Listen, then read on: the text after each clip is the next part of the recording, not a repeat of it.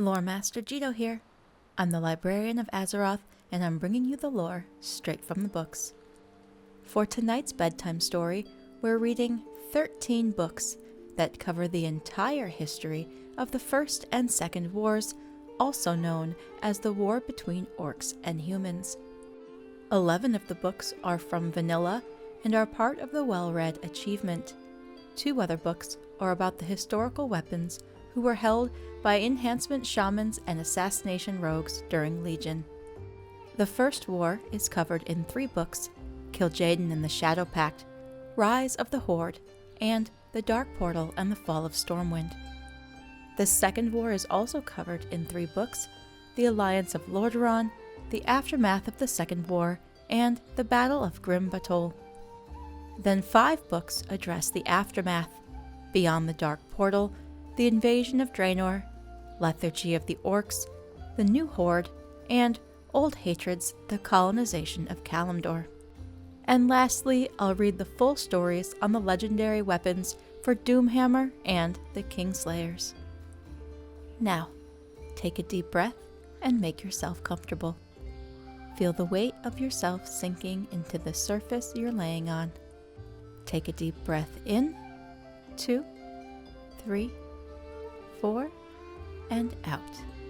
2, 3, 4, 5, 6, 7, and in, 2, 3, 4, and out. 2, 3, 4, 5, 6, 7, and in, 2, 3, 4, and out. 2, 3, 4, 5, 6, 7.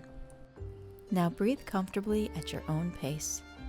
Gently let your eyes close, and let's dive into Kil'jaeden and the Shadow Pact. Around the time of Medivh's birth on Azeroth, Kil'jaeden the Deceiver sat and brooded amongst his followers within the Twisting Nether. The cunning demon lord, under orders of his master, Sargeras, was plotting the Burning Legion's second invasion of Azeroth. Side note from the librarian here, the first invasion was the Well of Eternity. This time, he would not allow any mistakes. Kil'jaeden surmised that he needed a new force to weaken Azeroth's defenses before the Legion even set foot upon the world. If the mortal races, such as the Night Elves and Dragons, were forced to contend with a new threat, they would be too weak to pose any real resistance when the Legion's true invasion arrived. It was at this time that Kil'jaeden discovered the lush world of Draenor, floating peacefully within the great dark beyond, home to the shamanistic, clan-based Orcs and the peaceful Draenei. Draenor was as idyllic as it was vast. The noble Orc clans roamed the open prairies and hunted for sport, while the inquisitive Draenei built crude cities within the world's towering cliffs and peaks. Kil'jaeden knew that Draenor's denizens had great potential to serve the Burning Legion if they could be cultivated properly. Of the 2 races, Kil'jaeden saw that the warrior Orcs were more susceptible to the Legion's corruption. He enthralled the elder Orc shaman, Ner'zhul, in much the same way that Sargeras brought Queen Azshara under his control in ages past. Using the cunning shaman as his conduit, the demon spread battle lust and savagery throughout the Orc clans. Before long, the spiritual race was transformed into a bloodthirsty people. Kil'jaeden then urged Ner'zhul and his people to take the last step, to give themselves over entirely to the pursuit of death and war. Yet the old shaman, sensing that his people would be enslaved to hatred forever, somehow resisted the demon's command. Frustrated by Ner'zhul's resistance, Kil'jaeden searched for another Orc who would deliver his people into the Legion's hands. The clever demon lord finally found the willing disciple he sought, Ner'zhul's ambitious apprentice, Gul'dan. Kil'jaeden promised Gul'dan untold power in exchange for his utter obedience. The young orc became an avid student of demonic magic and developed into the most powerful mortal warlock in history.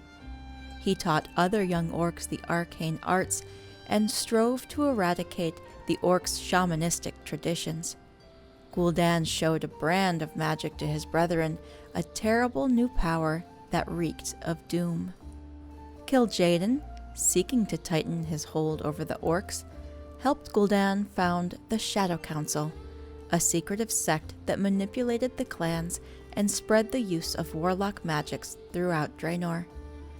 As more and more orcs began to wield warlock magics, the gentle fields and streams of Draenor began to blacken and fade.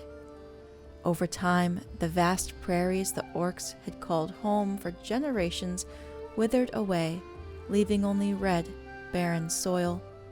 The demon energies were slowly killing the world. Rise of the Horde. The orcs became increasingly aggressive under the secret control of Gul'dan and his Shadow Council. They constructed massive arenas where the orcs honed their warrior skills in trials of combat and death. During this period, a few clan chieftains spoke out against the growing depravity in their race. One such chieftain, Durotan of the Frostwolf clan, warned against the orcs losing themselves to hate and fury. His words fell on deaf ears, however, as stronger chieftains, such as Grom Hellscream of the Warsong clan, stepped forward to champion the new age of warfare and dominance. Kil'jaeden knew that the orc clans were almost ready, but he needed to be certain of their ultimate loyalty. In secret, he had the Shadow Council summon Manaroth the Destructor, the living vessel of destruction and rage. Gul'dan called the clan chieftains together and convinced them that drinking Manaroth's raging blood would make them utterly invincible. Led by Grom Hellscream, all the clan chiefs, except Durotan, drank and thereby sealed their fates as slaves to the Burning Legion. Empowered by Manaroth's rage, the chieftains unwittingly extended this subjugation to their unsuspecting brethren. Consumed with the curse of this new bloodlust, the orcs sought to unleash their fury on any who stood before them. Sensing that the time had come, Gul'dan united the warring clans into a single, unstoppable horde. However, knowing that the various chieftains like Hellscream and Orgrim Doomhammer would vie for overall supremacy, Gul'dan set up a puppet war chief to rule over this new horde. Blackhand the Destroyer, a particularly depraved and vicious orc warlord, was chosen to be Gul'dan's puppet. Under Blackhand's command, the horde set out to test itself against the simple Draenei. Over the course of a few months, the horde eradicated nearly every Draenei living on Draenor. Only a scattered handful of survivors managed to evade the orcs' awesome wrath. Flushed with victory, Gul'dan reveled in the horde's power and might. Still, he knew that without any enemies to fight, the horde would consume itself with endless infighting in its unstoppable appetite for glorious slaughter. Kil'jaeden knew that the horde was finally prepared. The orcs had become the Burning Legion's greatest weapon. The cunning demon shared his knowledge with his waiting master, and Sargeras agreed that the time of his revenge had finally come. The Dark Portal and the Fall of Stormwind. As Kil'jaeden prepared the horde for its invasion of Azeroth, Medivh continued to fight for his soul against Sargeras. Kingslayers, the noble monarch of Stormwind, grew wary of the darkness which seemed to taint the spirit of his former friend. Kingslayers shared his concerns with Anduin Lothar, the last descendant of the Arathi bloodline, whom he named his lieutenant-at-arms. Even so, neither man could have imagined that Medivh's slow descent into madness would bring about the horrors that were to come. As a final incentive, Sargeras promised to bestow great power upon Gul'dan if he agreed to lead the Horde to Azeroth.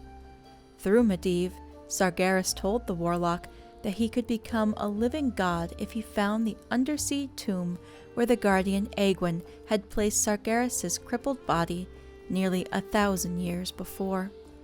Gul'dan agreed and decided that once the denizens of Azeroth were beaten, he would find the legendary tomb and claim his reward. Assured that the Horde would serve his purposes, Sargeras ordered the invasion to begin. Through a joint effort, Medivh and the warlocks of the Shadow Council opened the dimensional gateway known as the Dark Portal. This portal bridged the distance between Azeroth and Draenor, and it was large enough that armies might pass through it. Gul'dan dispatched Orc scouts through the portal to survey the lands which they would conquer. The returning scouts assured the Shadow Council that the world of Azeroth was ripe for the taking. Still convinced that Gul'dan's corruption would destroy his people, Durotan spoke out against the warlocks once more. The brave warrior claimed that warlocks were destroying the purity of the Orcish spirit and that this reckless invasion would be their doom. Gul'dan, unable to risk killing such a popular hero, was forced to exile Durotan and his Frostwolf clan into the far reaches of the New World. After the exiled Frostwolves charged through the portal, only a few Orc clans followed. These Orcs quickly set up a base of operations within the Black Morass, a dark and swampy area far to the east of the Kingdom of Stormwind. As the Orcs began to branch out and explore the new lands, they came into immediate conflict with the human defenders of Stormwind. Though these skirmishes usually ended quickly, they did much to illustrate the weaknesses and strengths of both rival species. Lane and Lothar were never able to gather accurate data of the Orcs' numbers and could only guess at how great a force they would have to contend with. After a few years, the majority of the Orcish Horde had crossed into Azeroth, and Gul'dan deemed the time for the primary strike against humanity had come. The Horde launched its full might against the unsuspecting kingdom of Stormwind. As the forces of Azeroth and the Horde clashed across the kingdom, internal conflicts began to take their toll on both armies. King Lane, who believed the bestial Orcs to be incapable of conquering Azeroth, contemptuously held his position at his capital of Stormwind. However, Sir Lothar became convinced that the battle should be taken directly to the enemy, and he was forced to choose between his convictions and his loyalty to the king. Choosing to follow his instincts, Lothar stormed Medivh's tower fortress of Karazhan with the help of the wizard's young apprentice, Khadgar. Khadgar and Lothar succeeded in vanquishing the possessed guardian, whom they confirmed to be the source of the conflict. By killing Medivh's body, Lothar and the young apprentice inadvertently banished the spirit of Sargeras to the abyss. As a consequence, the pure, virtuous spirit of Medivh was also allowed to live on and wander the ancestral plane for many years to come.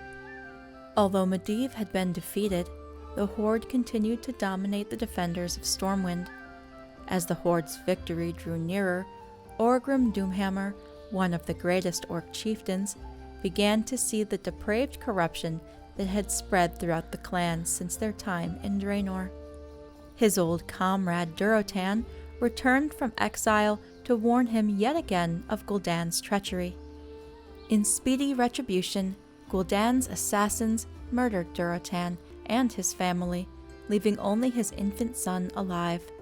Unknown to Doomhammer was the fact that Durotan's infant son was found by the human officer Aedelas Blackmore and taken as a slave. That infant Orc would one day rise to become the greatest leader his people would ever know. Incensed by Durotan's death, Orgrim set out to free the Horde from demonic corruption and ultimately assumed the role of war chief of the Horde by killing Gul'dan's corrupt puppet, Blackhand. Under his decisive leadership, the relentless Horde finally laid siege to Stormwind Keep. Kil'jaeden had severely underestimated the might of the Horde, and he watched helplessly as his kingdom fell to the green-skinned invaders. Ultimately, Kil'jaeden was assassinated by one of the Shadow Council's finest killers, the half-orc Garona. Lothar and his warriors, returning home from Karazhan, hoped to stem the loss of life and save their once glorious homeland. Instead, they returned too late and found their beloved kingdom in smoking ruins. The Orcish horde continued to ravage the countryside and claim the surrounding lands for its own. Forced into hiding, Lothar and his companions swore a grim oath to reclaim their homeland at any cost. And that concludes the events of the First War. The Second War begins with the Alliance of Lordaeron. Lord Lothar rallied the remnants of Azeroth's armies after their defeat at Stormwind Keep, and then launched a massive exodus across the sea to the northern kingdom of Lordaeron. Convinced that the Horde would overcome all of humanity if left unchecked, the leaders of the 7 human nations met and agreed to unite in what would become known as the Alliance of Lordaeron. For the first time in nearly 3,000 years, the disparate nations of Arathor were once again united under a common banner. Appointed as supreme commander of the Alliance forces, Lord Lothar prepared his armies for the coming of the Horde. Aided by his lieutenants, Uther the Lightbringer, Admiral Dalen Proudmoore, and Turalyon, Lothar was able to convince Lordaeron's demi-human races of the impending threat as well. The Alliance succeeded in gaining the support of the stoic dwarves of Ironforge and a small number of High Elves of Quel'Thalas. The Elves, led at the time by Anastarian Sunstrider, were largely uninterested in the coming conflict. However, they were duty-bound to aid Lothar because he was the last descendant of the Arathi bloodline, which had aided the Elves in ages past. The Horde, now led by Warchief Doomhammer, brought in ogres from its homeworld of Draenor and conscripted the disenfranchised Amani Forest Trolls into its fold. Setting out on a massive campaign to overrun the dwarf kingdom of Khaz-Modan and the southern reaches of Lordaeron, the Horde effortlessly decimated all opposition. The epic battles of the Second War ranged from large-scale naval skirmishes to massive aerial dogfights. Somehow the Horde had unearthed a powerful artifact known as the Demon Soul and used it to enslave the ancient dragon queen, Alexstrasza. Threatening to destroy her precious eggs, the Horde forced Alexstrasza to send her grown children to war. The noble red dragons were forced to fight for the Horde, and fight they did. The war raged across the continents of Khaz-Modan, Lordaeron, and Azeroth itself. As part of its northern campaign, the Horde succeeded in burning down the borderlands of Quel'Thalas, thereby ensuring the Elves' final commitment to the Alliance cause. The greater cities and townships of Lordaeron were razed and devastated by the conflict. Despite the absence of reinforcements and overwhelming odds, Lothar and his allies succeeded in holding their enemies at bay. However, during the final days of the Second War, as the Horde's victory over the Alliance seemed almost assured, a terrible feud erupted between the 2 most powerful orcs on Azeroth. As Doomhammer prepared his final assault against the capital city of Lordaeron, an assault that would have crushed the last remnants of the Alliance, Gul'dan and his followers abandoned their posts and set out to sea. The bewildered Doomhammer, having lost nearly half of his standing forces to Gul'dan's treachery, was forced to pull back and forsake his greatest chance at victory over the Alliance. The power-hungry Gul'dan, obsessed with obtaining godhood itself, having already doomed his fellow orcs to become the slaves of the Burning Legion, Gul'dan thought nothing of his supposed duty to Doomhammer. Backed by the Stormreaver and Twilight's Hammer clans, Gul'dan succeeded in raising the tomb of Sargeras from the sea floor. However, when he opened the ancient, flooded vault, he found only crazed demons awaiting him. Seeking to punish the wayward Orcs for their costly betrayal, Doomhammer sent his forces to kill Gul'dan and bring the renegades back into the fold. For his recklessness, Gul'dan was torn apart by the maddened demons he had set loose. With their leader dead, the renegade clans quickly fell before Doomhammer's enraged legions. Though the rebellion had quelled, the Horde was unable to recoup the terrible losses it had suffered. Gul'dan's betrayal had afforded the Alliance not only hope, but also time to regroup and retaliate. Lord Lothar, seeing that the Horde was fracturing from within, gathered the last of his forces and pushed Doomhammer south, back into the shattered heartland of Stormwind. There, the Alliance forces trapped the retreating Horde within the volcanic fortress of Blackrock Spire. Though Lord Lothar fell in battle at the spire's base, his lieutenant, Turalyon, rallied the Alliance forces at the 11th hour and drove the Horde back into the abysmal swamp of sorrows. Turalyon's forces succeeded in destroying the Dark Portal, the mystical gateway that connected the Orcs to their homeworld of Draenor. Cut off from its reinforcements and fractured by infighting, the Horde finally buckled in upon itself and fell before the might of the Alliance. The scattered Orc clans were quickly rounded up and placed within guarded internment camps. Though it seemed that the Horde had been defeated for good, some remained highly skeptical that peace would last. Khadgar, now an archmage of some renown, convinced the Alliance High Command to build the fortress of Nethergard that would watch over the ruins of the Dark Portal and ensure that there would be no further invasions from Draenor. The aftermath of the Second War. The devastating Second War against the Orcish Horde left the Alliance of Lordaeron in a state of shock and disarray. The bloodthirsty Orcs, led by the mighty war chief Orgrim Doomhammer, not only smashed their way through the dwarf-held lands of Khaz Modan, but had razed many of Lordaeron's central provinces as well. The unrelenting Orcs even succeeded in ravaging the elves' remote kingdom of Quel'Thalas before their rampage was finally stopped. The Alliance armies, led by Sir Anduin Lothar, Uther the Lightbringer, and Admiral Dalen Proudmoore, pushed the Orcs south into the shattered land of Azeroth, the first kingdom to fall before the Orcs' ruthless onslaught. The Alliance forces under Sir Lothar managed to push Doomhammer's clans out of Lordaeron and back into the Orc-controlled lands of Azeroth.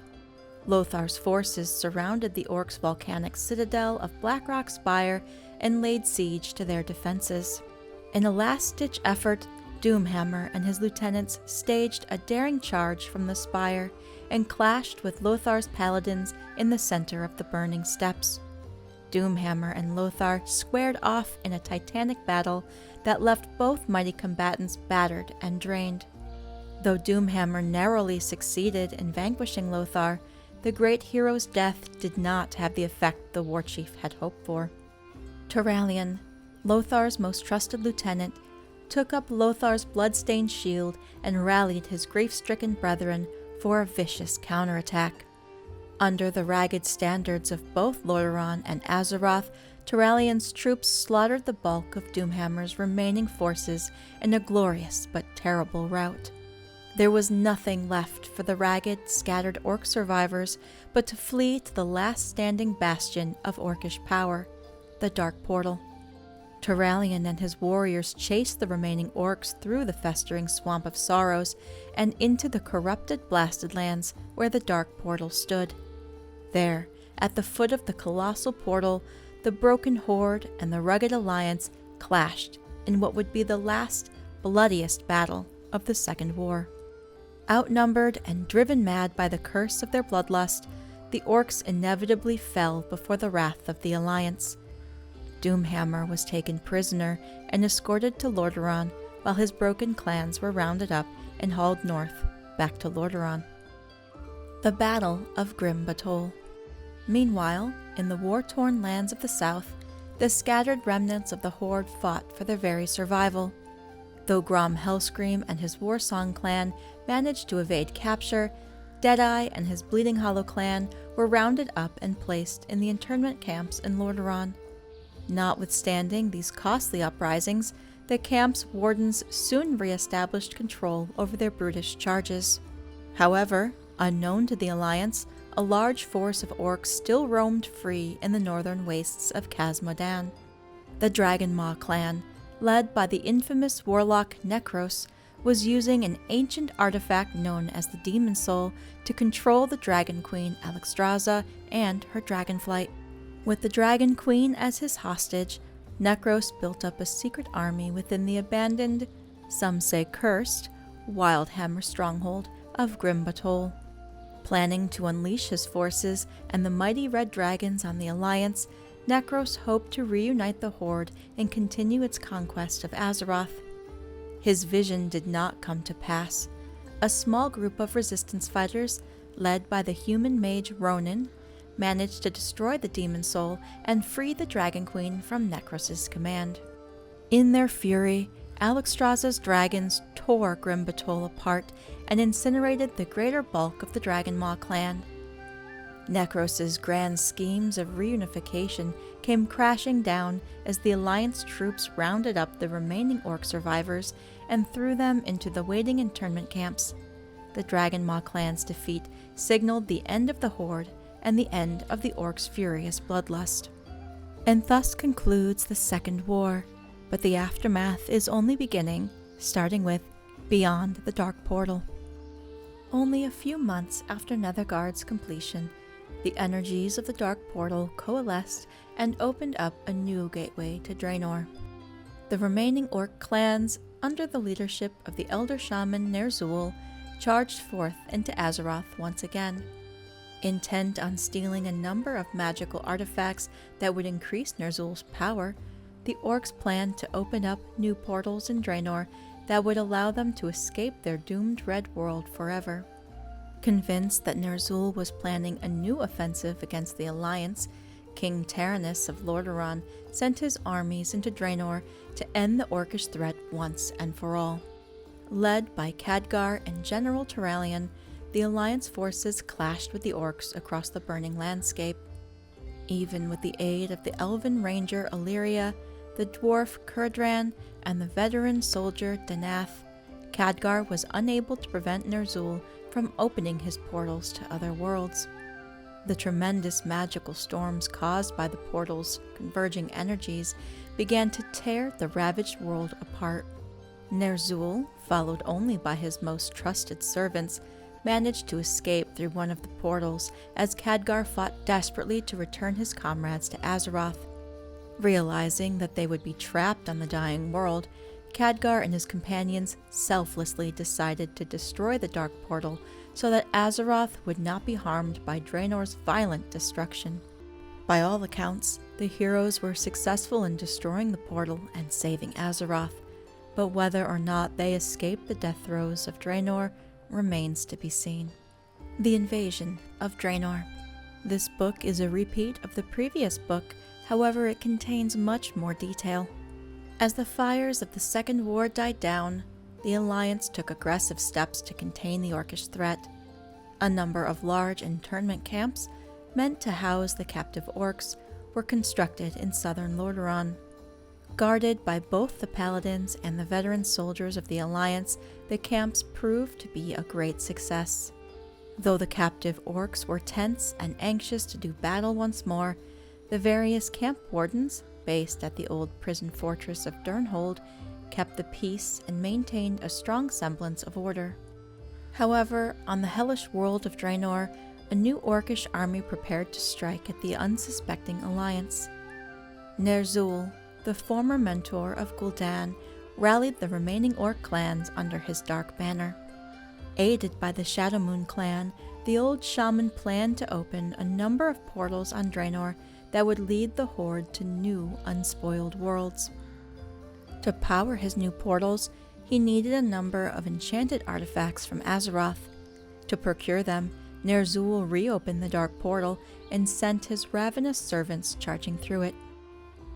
The new Horde, led by chieftains such as Grom Hellscream and Kil'jaeden Deadeye of the Bleeding Hollow clan, surprised the Alliance defense forces and rampaged through the countryside. Under Ner'zhul's surgical command, the Orcs quickly rounded up the artifacts that they needed and fled back to the safety of Draenor. King Taranis of Lordaeron, convinced that the Orcs were preparing a new invasion of Azeroth, assembled his most trusted lieutenants. He ordered General Turalyon and the Archmage Khadgar to lead an expedition through the Dark Portal and put an end to the Orcish threat once and for all. Turalyon and Khadgar's forces marched into Draenor and repeatedly clashed with Ner'zhul's clans upon the ravaged Hellfire Peninsula. Even with the aid of the High Elf Illyria Windrunner, the Dwarf Kurdran Wildhammer, and the veteran soldier Danath Trollbane, Khadgar was unable to prevent Ner'zhul from opening his portals to the other worlds. Ner'zhul finally opened his portals, but he did not foresee the terrible price he would pay. The portal's tremendous energies began to tear the very fabric of Draenor apart. As Turalyon's forces fought desperately to return home to Azeroth, the world of Draenor began to buckle in upon itself.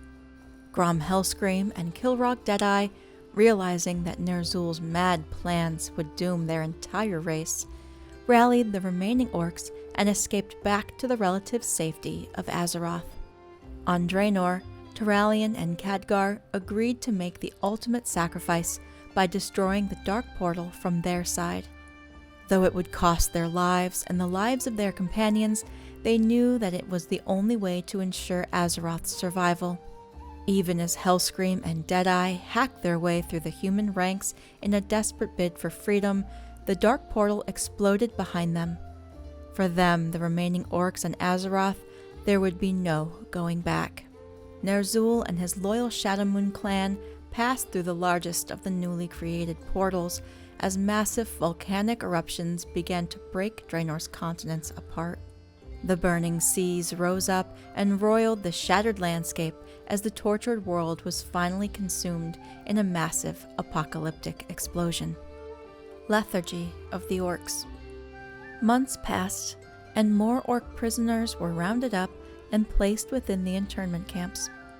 As the camps began to overflow, the Alliance was forced to construct new camps in the plains south of the Alterac Mountains. To properly maintain and supply the growing number of camps, King Taranis levied a new tax on the Alliance nations. This tax, along with increased political tensions over border disputes, created widespread unrest. It seemed that the fragile pact that had forged the human nations together in their darkest hour would break at any given moment.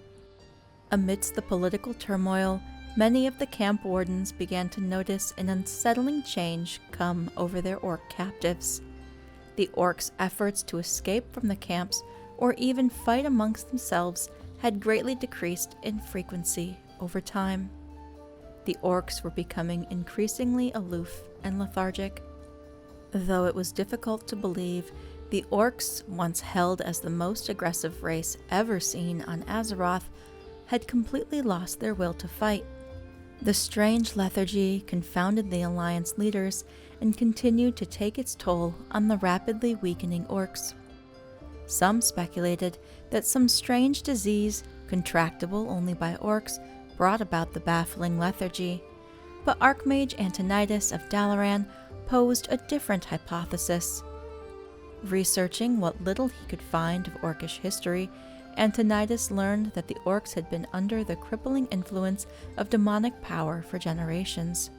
He speculated that the Orcs had been corrupted by these powers even before their first invasion of Azeroth.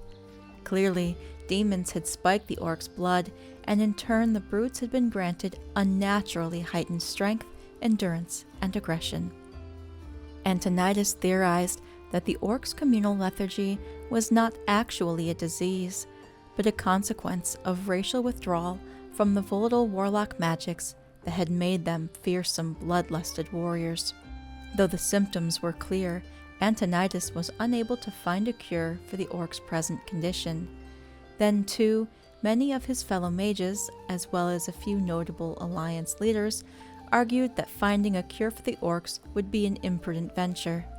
Left to ponder the Orcs' mysterious condition, Antonidas' conclusion was that the Orcs' cure would have to be a spiritual one. The New Horde. The chief warden of the internment camps, Aedelas Blackmore, watched over the captive Orcs from his prison stronghold, Durnhold. One Orc in particular had always held his interest, the orphaned infant he found nearly 18 years before. Blackmore had raised the young male as a favored slave and named him Thrall. Blackmore taught the Orc about tactics, philosophy, and combat. Thrall was even trained as a gladiator. All the while, the corrupt warden sought to mold the Orc into a weapon. Despite his harsh upbringing, young Thrall grew into a strong, quick-witted Orc, and he knew in his heart that a slave's life was not for him. As he grew to maturity, he learned about his people, the Orcs, whom he had never met. After their defeat, most of them had been placed in internment camps. Rumor had it that Doomhammer, the Orc leader, had escaped from Lordaeron and gone into hiding. Only one rogue clan still operated in secret, trying to evade the watchful eyes of the Alliance. The resourceful yet inexperienced Thrall decided to escape from Blackmore's fortress and set off to find others of his kind. During his journeys, Thrall visited the internment camps and found his once mighty race to be strangely cowed and lethargic. Having not found the proud warriors he hoped to discover, Thrall set out to find the last undefeated Orc chieftain, Grom Hellscream. Constantly hunted by the humans, Hellscream nevertheless held on to the Horde's unquenchable will to fight. Aided only by his own devoted warsong clan, Hellscream continued to wage an underground war against the oppression of his beleaguered people. Unfortunately, Hellscream could never find a way to rouse the captured Orcs from their stupor. The impressionable Thrall, inspired by Hellscream's idealism, developed a strong empathy for the Horde and its warrior traditions. Seeking the truth of his own origins, Thrall traveled north to find the legendary Frostwolf clan. Thrall learned that Gul'dan had exiled the Frostwolves during the early days of the First War. He also discovered that he was the son and heir of the Orc hero Durotan, the true chieftain of the Frostwolves, who had been murdered in the wilds nearly 20 years before. Under the tutelage of the venerable shaman Drekthar, Thrall studied his people's ancient shamanistic culture, which had been forgotten under Gul'dan's evil rule. Over time, Thrall became a powerful shaman and took his rightful place as chieftain of the exiled Frostwolves. Empowered by the elements themselves and driven to find his destiny, Thrall set off to free the captive clans and heal his race of demonic corruption. During his travels, Thrall found the aged war chief Orgrim Doomhammer, who had been living as a hermit for years. Doomhammer, who had been a close friend of Thrall's father, decided to follow the young visionary Orc and help him free the captive clans. Supported by many of the veteran chieftains, Thrall ultimately succeeded in revitalizing the Horde and giving his people a new spiritual identity. To symbolize his people's rebirth, Thrall returned to Blackmore's fortress of Durnhold and put a decisive end to his former master's plans by laying siege to the internment camps. This victory was not without its price. During the liberation of one camp, Doomhammer fell in battle. Old hatreds, the colonization of Kalimdor. Though victory was theirs, the mortal races found themselves in a world shattered by war. The Scourge and the Burning Legion had all but destroyed the civilizations of Lordaeron and had almost finished the job in Kalimdor. There were forests to heal, grudges to bury, and homelands to settle. The war had wounded each race deeply, but they had selflessly banded together to attempt a new beginning, starting with the uneasy truce between the Alliance and Horde. Thrall led the Orcs to the continent of Kalimdor, where they founded a new homeland with the help of their Tauren brethren. Naming their new land Durotar after Thrall's murdered father, the Orcs settled down to rebuild their once glorious society. Now that the demon curse was ended, the Horde changed from a warlike juggernaut into more of a loose coalition, dedicated to survival and prosperity rather than conquest. Aided by the noble Tauren and the cunning trolls of the Darkspear tribe, Thrall and his orcs looked forward to a new era of peace in their own land. The remaining Alliance forces under Jaina Proudmoore settled in southern Kalimdor. Off the eastern coast of Dustwallow Marsh, they built the rugged port city of Theramore. There, the humans and their dwarven allies worked to survive in a land that would always be hostile to them. Though the defenders of Durotar and Theramore kept the tentative truce with one another, the fragile colonial serenity was not meant to last. The peace between the orcs and humans was shattered by the arrival of a massive Alliance fleet in Kalimdor. The mighty fleet, under the command of General Admiral Dalen Proudmoore, Jaina's father, had left Lordaeron before Arthas had destroyed the kingdom.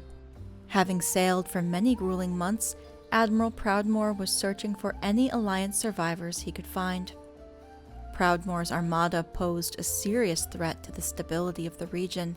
As a renowned hero of the Second War, Jaina's father was a staunch enemy of the Horde, and he was determined to destroy Durotar before the Orcs could gain a foothold in the land.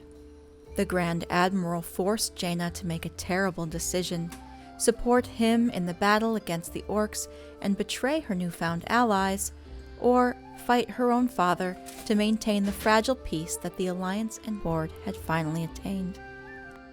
After much soul-searching, Jaina chose the latter and helped Thrall defeat her crazed father. Unfortunately, Admiral Proudmoore died in battle before Jaina could reconcile with him or prove that orcs were no longer bloodthirsty monsters. For her loyalty, the orcs allowed Jaina's forces to return home safely to Theramore. And that concludes the aftermath of the Second War. Next, we'll read the Legion Order Hall books covering 2 weapons that played a large part in the war against humans and orcs, starting with Doomhammer. The Doomhammer's origins have been traced to the Ogre Empire's rise to power on Draenor and to an orc named Gelnar. It is said that Gelnar, faced with the problem of preventing the orcs from being enslaved by the ogres, wandered alone in contemplation for days upon days. When a mighty storm forced him to take shelter in a Gorgon steam cavern, Gelnar experienced fever-induced visions. Pledging his body and spirit to the elements, he submerged himself in a pool of lava and was miraculously unharmed. According to the legend, the head of the Doomhammer was coaxed forth from the heart of Draenor itself. When Gelnar later crafted an oaken handle, the forming of the Doomhammer was complete. From that day forward, both the weapon and the name Doomhammer would be passed down from father to eldest son. From the writings of Tola Kulgar, Orc Shaman, our clan faced an army of ogre invaders. Gelnar raised the Doomhammer to the sky, and it spoke in fire and lightning. Thunder rolled through the blackened clouds above, shaking the very ground beneath our feet.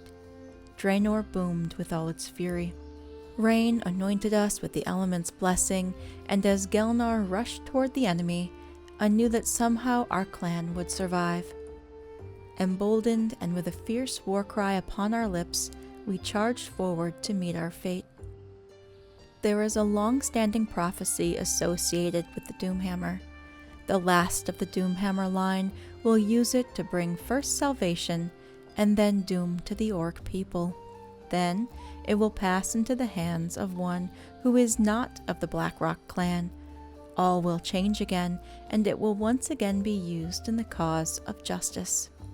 For generations, the Doomhammer was passed from father to eldest son upon the father's death. The chain was temporarily broken when a young Orgrim Doomhammer took the weapon to the lava pool where it had been created. There, he attempted to negate the prophecy associated with it while retaining the hammer's power. The pool reclaimed the weapon from Orgrim. It remained in the lava until an orc chieftain, clearing his mind of pride and dreams of glory, reached in and took the Doomhammer in his grasp. Though the lava left him permanently scarred, the chieftain did not die. From that day forward, that chieftain would be known as Blackhand. Blackhand used the Doomhammer to forge weapons and help fight off an invading ogre army. When the battle was complete, Blackhand returned the weapon to Orgrim, who would carry it until his death. Throughout the first war between orcs and humans, Orgrim Doomhammer crushed enemies with the weapon of his namesake, blazing a path of destruction through one settlement after another. As the war drew to a close, Orgrim used the Doomhammer to kill his commander Blackhand and claim the title of War Chief of the Horde. Doomhammer in hand, Orgrim led the charge against the human capital of Stormwind, sacking it and winning a decisive victory for the Orcs. From the writings of General Turalyon, recounting the battle between Orgrim Doomhammer and Lord Anduin Lothar. I drove my way through friend and foe alike in an effort to reach the two combatants. A massive blow from Orgrim crumpled Lothar's shield, but our leader answered with a fierce strike of his own, nearly rending the Orc commander's breastplate. Orgrim tore his armor free, even as Lothar discarded his shield. The two re-engaged, trading vicious blows. Punishment and pain were dealt and endured. Orgrim punched, forcing Lord Lothar back. The Orc followed with an overhead swing that our leader attempted to block, but before my horrified eyes, the massive hammer clove through the mighty blade of Stormwind, smashing down into the helm of our beloved commander. With his broken blade and his final breath, Lord Lothar opened a gash across the chest of Orgrim. Then the Lion of Azeroth fell, his life's essence draining out onto the battlefield. In the aftermath of the Second War, Orgrim Doomhammer went into hiding. It was his desire to liberate his fellow orcs from human internment camps, but he needed a strong ally. He would find that comrade in an orc raised by humans, Thrall. Upon first meeting the hooded Orgrim, Thrall was unaware of the stranger's identity. When Thrall challenged him to a fight at the camp of the Frostwolves, the former chieftain accepted. Thrall quickly proved his mettle, trading blows with the armored combatant, grappling with him, and at one point successfully wrenching the Doomhammer from the other orc's grasp. By the end of the bout, Orgrim was so pleased with his opponent's tenacity that he named Thrall his second in command. An account of the death of Orgrim Doomhammer by War Chief Thrall. I was outraged. Orgrim lay there, dying, attacked from behind. The lance haft still protruded from his back. This was a cowardly act. I knelt beside him. My lord was all I could manage to say. My mentor then told me that I must carry on, that he had led the Horde once, but it was not his destiny to do so again. At last he said, "Yours is the title of War Chief, Thrall, son of Durotan. You will wear my armor and carry my hammer." When a dying Orgrim Doomhammer bequeathed his armor and hammer to Thrall, the young orc felt that he was unworthy of such an honor. Orgrim told Thrall that there was no one breathing who was worthier. The last words of Orgrim Doomhammer to Thrall were, "You will lead them to victory, and you will lead them to peace." Orgrim expired in Thrall's arms. To show that the orcs were not without a leader, Thrall took on the old warrior's armor. Once the plate mail was secured, Thrall bent down and picked up the Doomhammer, passed on not from father to son, but from mentor to student. Over many years, the appearance of the Doomhammer has changed based on alterations made by its owners. In the possession of Thrall, a Frostwolf symbol was added to the head of the hammer to honor his ancestral clan. The newly modified Doomhammer quickly became an icon of strength and justice. Most importantly, though, it served as a symbol of hope for all orcs. Long ago, before Orgrim passed the Doomhammer to Thrall, he confided that although the weapon had once brought him closer to the elements, over time it had become a dead weight in his hands. Through the years, Thrall wielded the Doomhammer with honor and integrity. However, following his execution of the malign warchief Garrosh Hellscream, Thrall felt conflicted. This internal struggle was reflected in the Doomhammer as well. In Thrall's mind, the weapon that had embodied the ideals of justice and virtue had now come to represent vengeance. History repeated itself as the Doomhammer had once again become a dead weight. This has caused many to wonder whether the Doomhammer will reclaim its place as a symbol of righteous wrath. Kingslayers. As instruments of death, these daggers are exquisite. As tools of assassination, they are unparalleled. And every moment of every day that you carry them, they will seek to bend your mind to the will of their master, Kil'jaeden. These daggers were forged to spill the blood of heroes and innocents. In the hands of Garona Half-Orcan, they did just that. Anguish and sorrow were named well. In their history, they have killed kings, commanders, soldiers, magi, demons, and countless others. If things had gone a little differently, it might have been these weapons that allowed the first Horde to conquer Azeroth. The story of these daggers begins on Draenor, soon after the Burning Legion had sunk its claws into the Orc clans. In the early days of the Horde, Gul'dan had taken Garona under his care.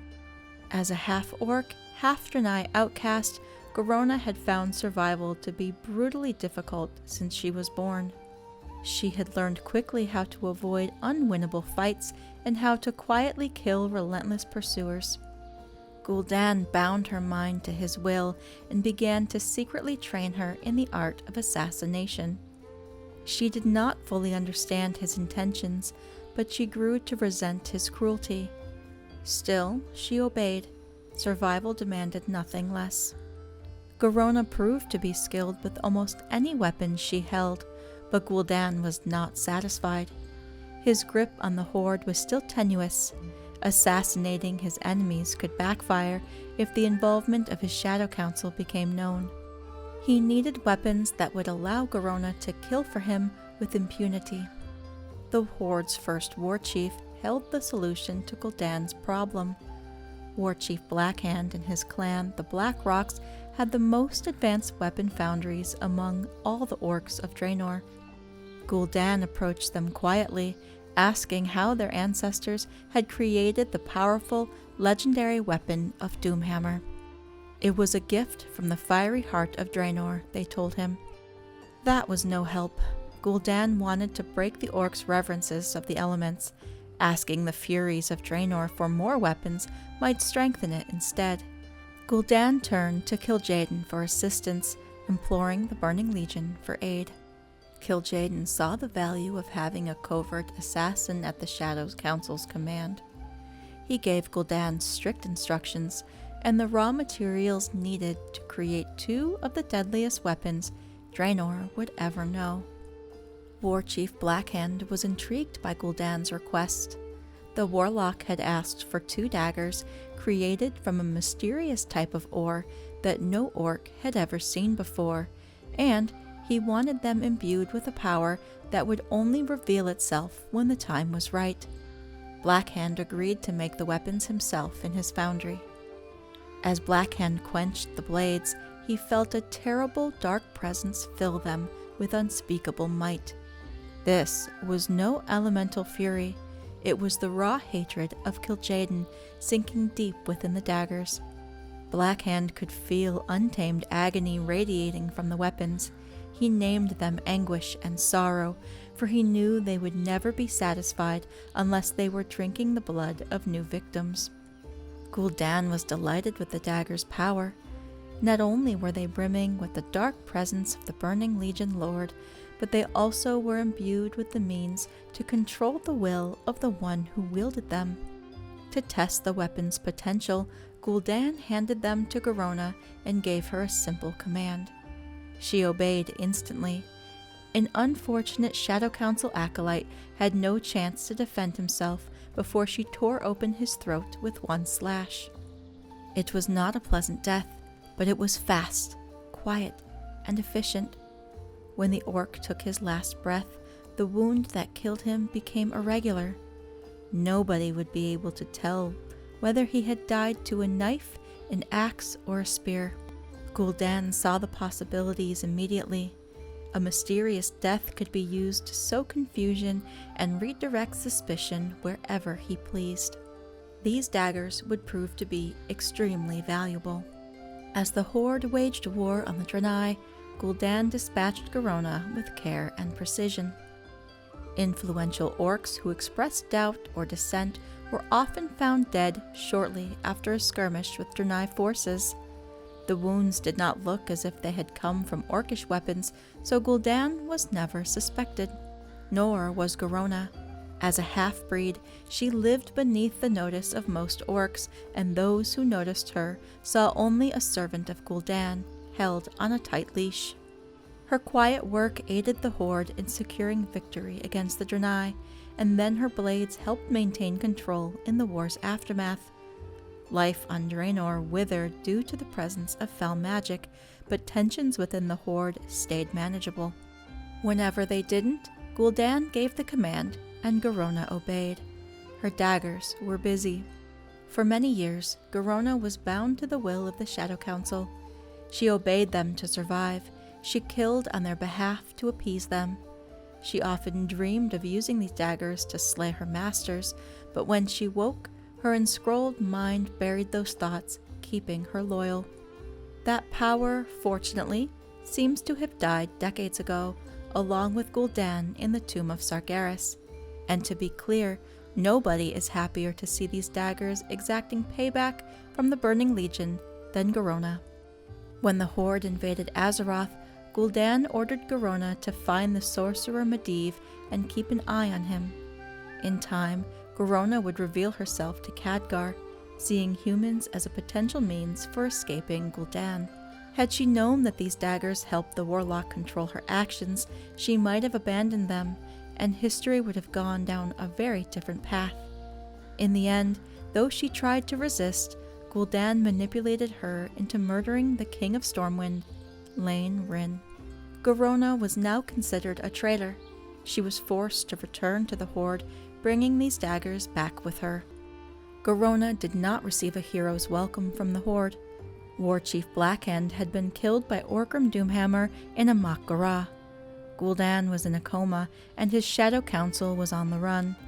Garona was tortured for information on the Shadow Council's location. As the Horde moved to finish off the human-led alliance, Garona made her escape. With only these weapons and her survival instincts, she set out across Azeroth to find a new life. The poor Horde trackers sent to hunt her down never really stood a chance.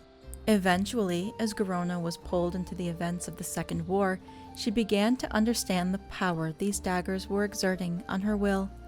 Even so far away, she could feel Gul'dan trying to compel her back into his clutches. She sought out the help of an undead mage named Merrill Winterstorm, asking him to hide the blade somewhere beyond anyone's reach. Garona wanted to make sure that no other victim would die to them, and that no other mind would be subject to Gul'dan's tricks. These daggers remained buried for decades. These weapons do not have a history of glory. They did not earn honorable victories. They were meant to cause pain, and they have caused untold damage to both Draenor and Azeroth. Respect their power. Never forget the innocents who have died to them. Make the Burning Legion pay for every drop of blood their wielder was forced to spill. And that was the full collection of the wars between humans and orcs for your bedtime listening pleasure. If you enjoyed this video, be sure to hit that like button and subscribe to get your library card and check out more books with me, the Librarian of Azeroth. Thanks for listening, and sweet dreams.